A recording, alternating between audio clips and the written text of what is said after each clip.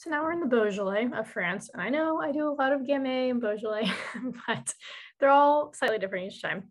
And this one's, well, I won't get ahead of myself on why it's interesting and different than the others yet, but I was really excited to be able to get something from the Fleurie part of Beaujolais. So they have 10 different like crus, basically, that are considered like a cru of Beaujolais. And this one is typically the lightest of them all.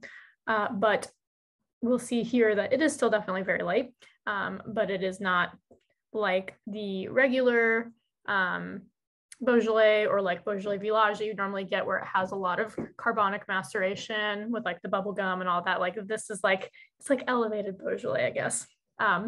So that's a little bit of background on it. And on the, what's the year? 2019. Yeah. So it's only got a couple of years on it. And knowing what I know about Beaujolais, and these crus, like you could definitely age this for a while and it would become very interesting over time. But it's delicious the way it's drinking right now. So the color is gorgeous, like ruby. And then on the nose,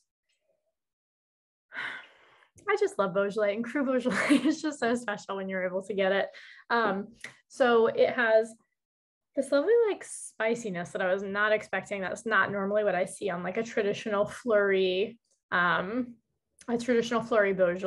So like it starts with that, and then it's just got a lot of like juicy fruits on the nose at the bottom, especially like if you like really dig your nose in down here.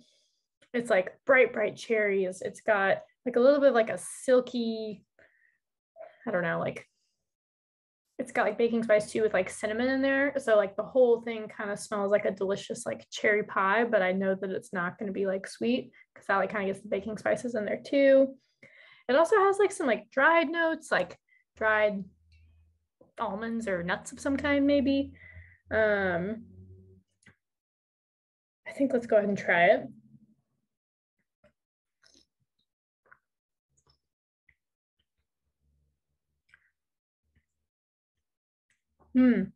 So it's interesting because it's tart.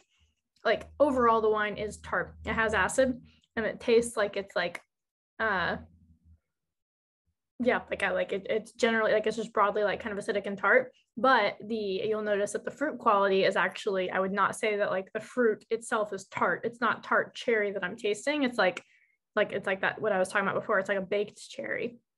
So it's funny how like wine can kind of do that sometimes, where it's like just because what your mouth is feeling is not also what you're smelling and tasting, if that makes sense. So because like the aspects, like a good example is like, a lot of sommeliers have lost their sense of smell during COVID if they got it.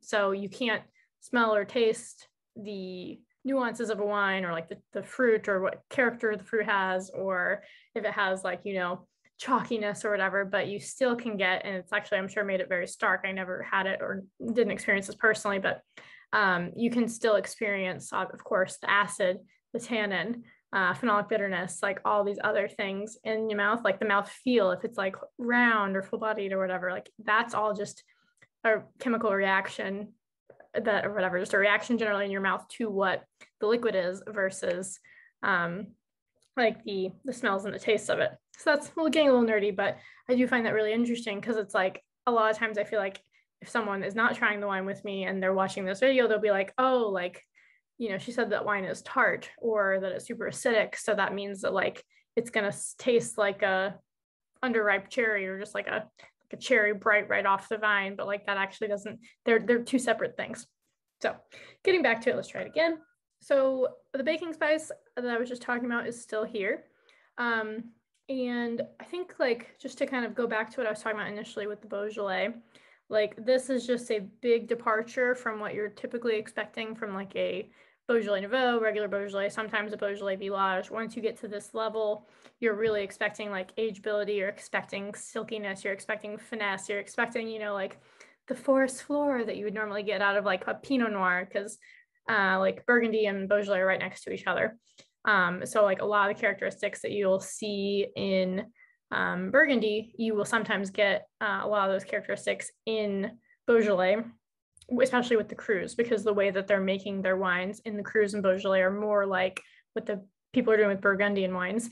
And obviously Gamay, Pinot Noir are not the same, but they're both lighter skinned grapes. So lighter skinned, like thin skinned, and sometimes very finicky. So you can see some similarities there.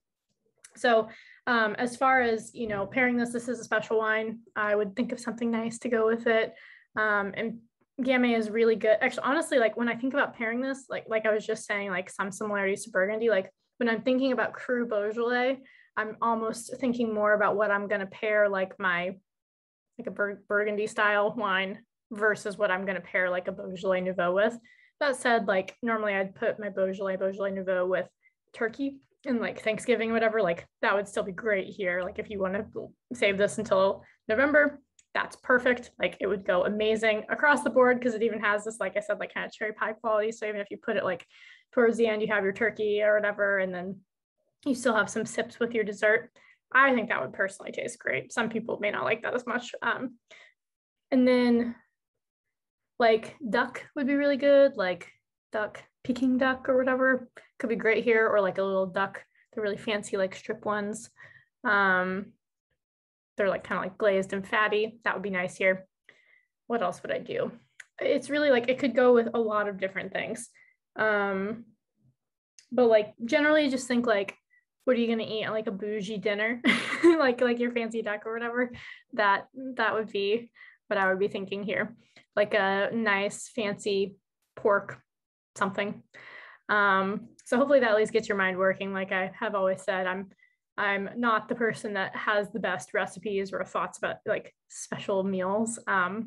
But I think that gives you like an idea of where to go with it. Also, just quickly, if I were vegetarian, what's it called? There's like a really nice vegetarian. It's like basically like a baked eggplant with like lentils underneath and like a little like tahini-ish sauce on the top, I think. Like the baked aspect of that, like with the lentils and like the other vegetables, and like it's kind of like stewed a little bit. That anything that's a little bit stewed could also do well here. So yeah, enjoy your Cru Beaujolais. We love when we can get those and they're so yummy.